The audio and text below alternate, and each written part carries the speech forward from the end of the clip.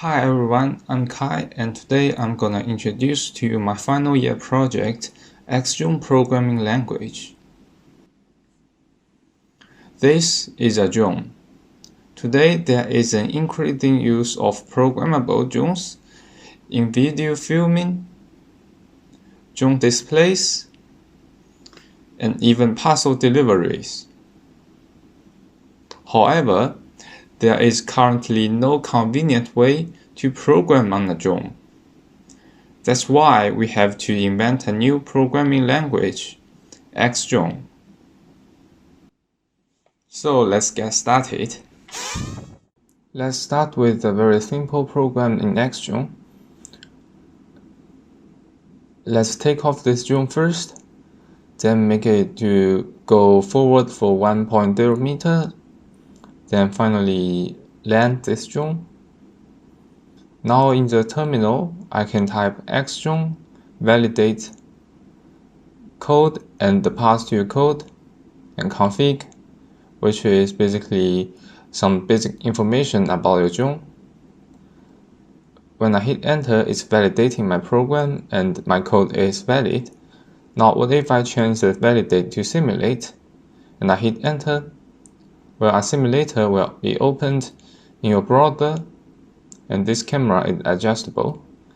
Maybe let's replay this and you can see it's taking off, going forward and finally landing.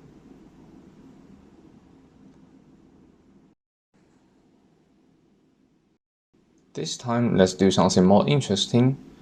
We can draw a square using our drone. So we can create a function call called draw square, then create this procedure which takes a drone as a variable and the side length of this square.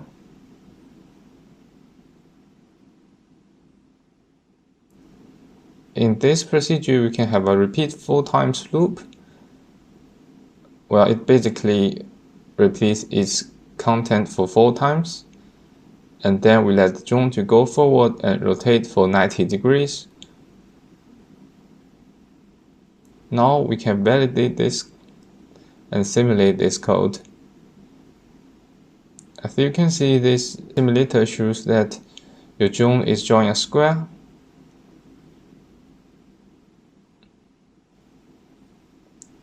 If you're happy with this program, then we can simply change this simulate to fly. And when I hit enter, my real drone flight will start. So this is my drone. You can see it's taking off. Then it's the procedure call, draw square. Going forward and rotate. Repeat for 4 times.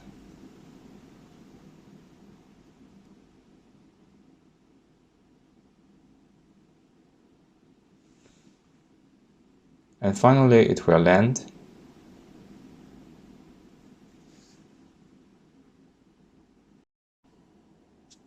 But this time, what if we have more than one drones?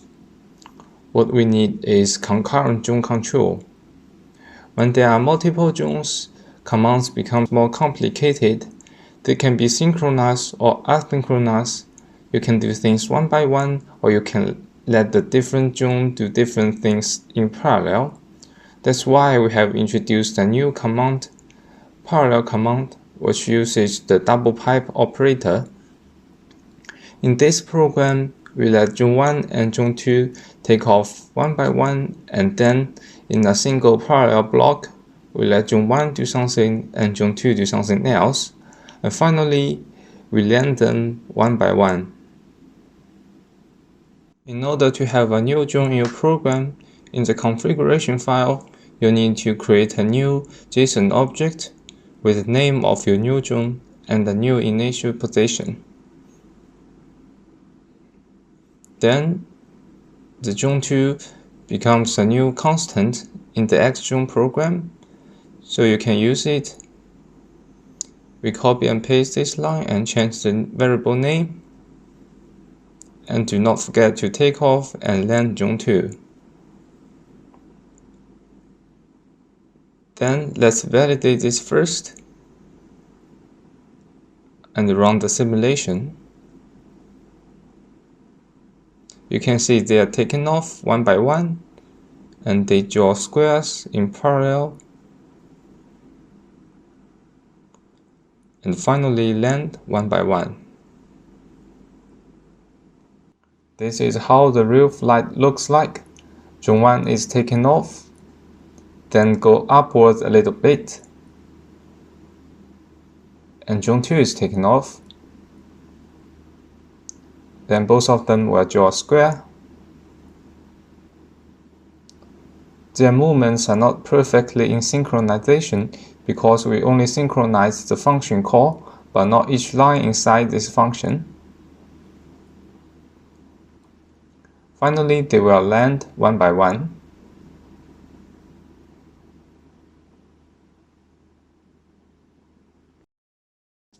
When there are multiple drones, something dangerous might happen. So let's do something dangerous. We let the drone 1, which is on the left, go right, and we let drone 2 on the right go left. So what if I validate this? Well, this is not allowed because there is a possible collision near time 2.5 seconds. If I simulate this, this is not allowed as well because there's an error in the program. We can force a simulation by adding the no check flag, and if I hit enter, I need to confirm this. Then in the simulator, you can watch your drones. They will collide, cross over and land.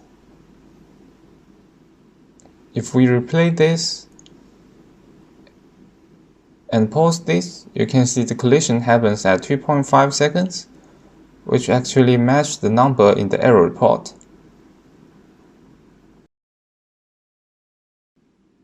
In the configuration file, we can set the collision meters, which means if the distance between drones is less than this number, we will regard it as a collision. But what if I change the number to 0.699? Well, in an ideal world, a collision will not happen, and if I validate this, this is still valid. However, in the real world, drone might deviate, so we can take this into account by adding a variance into the drone configuration.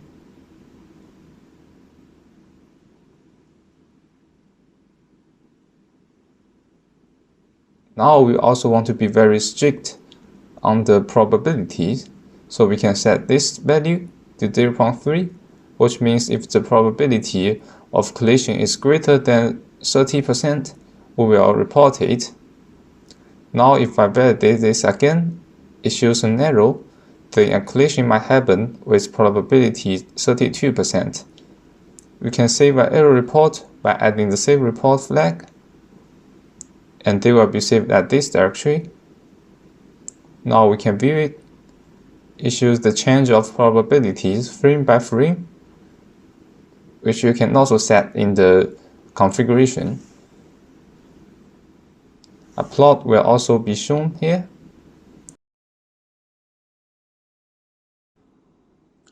As a summary, we have implemented xDrone, the language itself, which is a sophisticated language in drone controlling, and it targets drone operators who are non-professional programmers. And we have the command line interface, which you can simply install by typing pipe install xDrone in your terminal. And it has three main functions: validate, simulate, and fly, as well as a simulator where you can view your flight simulation. It also has a timer and adjustable play speed and frames per second. xDrone language also supports safety checks like the boundary check.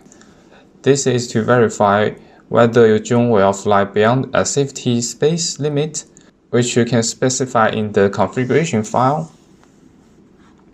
We also have a sophisticated collision check, where the probabilities of collisions are calculated based on the variance of your drone deviation and generates a report for each pair of drones. As a conclusion, we have implemented a simple, powerful, and sophisticated language to control drones. It also provides a simulator and safety checks to guarantee flight safety. That is pretty much it. Thank you for listening. Bye bye.